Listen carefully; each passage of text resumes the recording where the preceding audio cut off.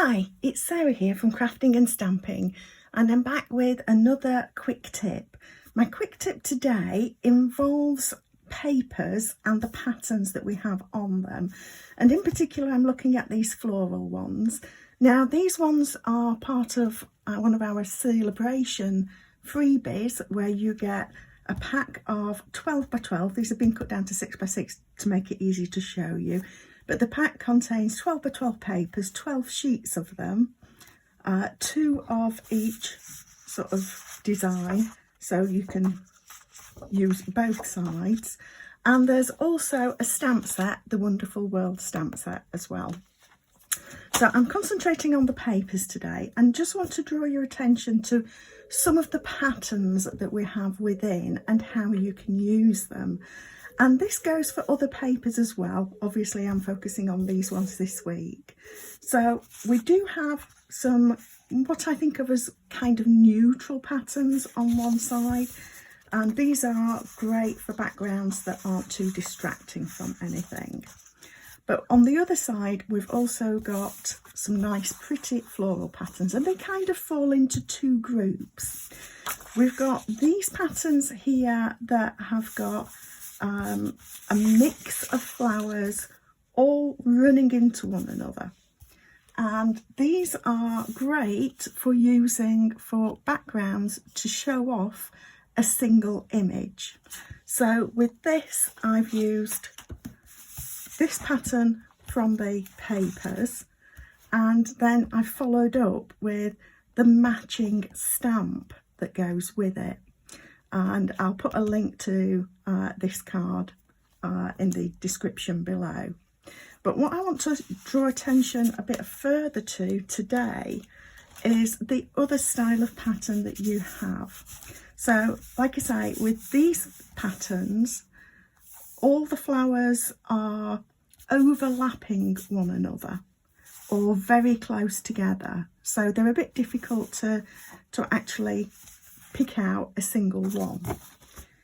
With these patterns, we've got flowers that can be isolated, and that's exactly what I did with this card. I actually picked out this paper, and these are really well isolated. They're very well picked out. I actually used a punch for this, which was a little bit trickier because of how these sort of overlap, but because, sorry, they don't overlap, but the punching overlapped. But because this was a free paper, I didn't mind a little bit of wastage. But the other thing that you can do with this is choose a punch or a die that is going to fit better with it. So let me just show you what I mean. So I could have picked out from my stitched rectangles, I could have picked out this one. This one fits beautifully, but I chose the punch because not everybody has a die cutting machine and dies. But this is a great one to use with this. And with these, you can use a tiny circle punch to punch these out. With this one, because they're actually quite close together within a row, you might find it a bit more difficult to find a punch that's not going to overlap and cut out part of the next image. But the other thing that you could do with these, because these are in rows, you can chop out a single row and use just a row on its own. What I want to focus on though a little bit more today is this one, because this is quite different for Stampin' Up papers. It's not often that we have such large images as this one. So that's the 6 by 6. This is part of the 12 by 12 sheet. I've already cut into this. I've been using it for other things. So I just wanted to give a couple of ideas that you could use for this. One of them is, as I say, to take a die, but you can go with a much larger die this time. So you could die cut out the shape, That one you could do, and it's not really going to interfere with others around it. If we go for this one, you can see that there's a chance that you're going to include other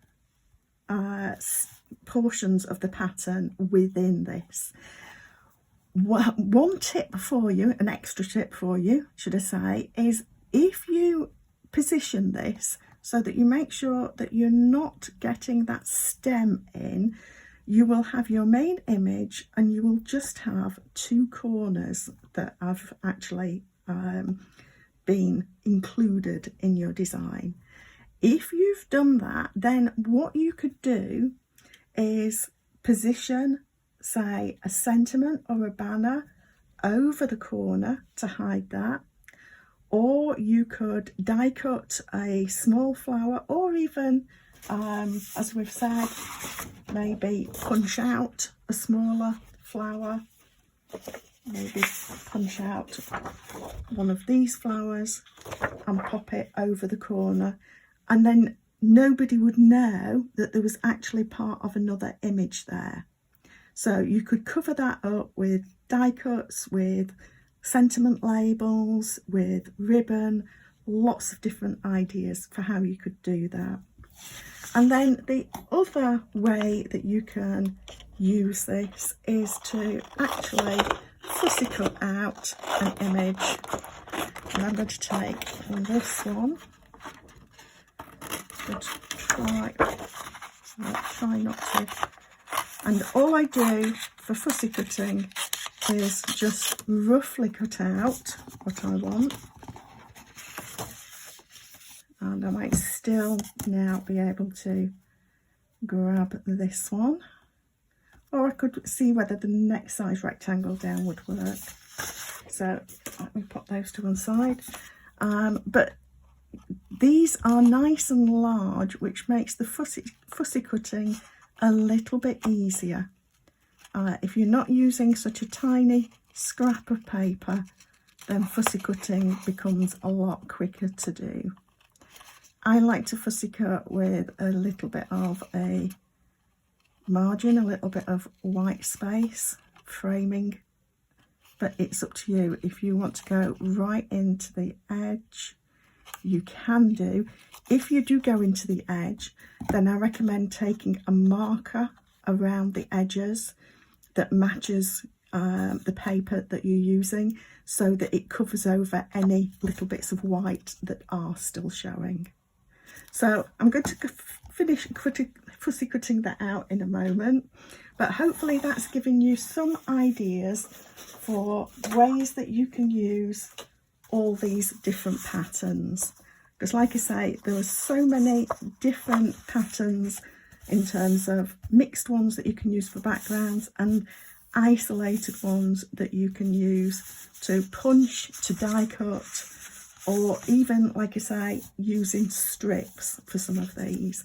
So I think this is a fantastic paper pack, and the paper pack and the stamp set are free with a £90 purchase during celebration. That is a rather larger sort of price point to get the freebie, but like I say, you're getting 12 by 12 papers plus a stamp set. So I think that that is a really good celebration offering that we've got this time. I hope that that's helped and given you some ideas.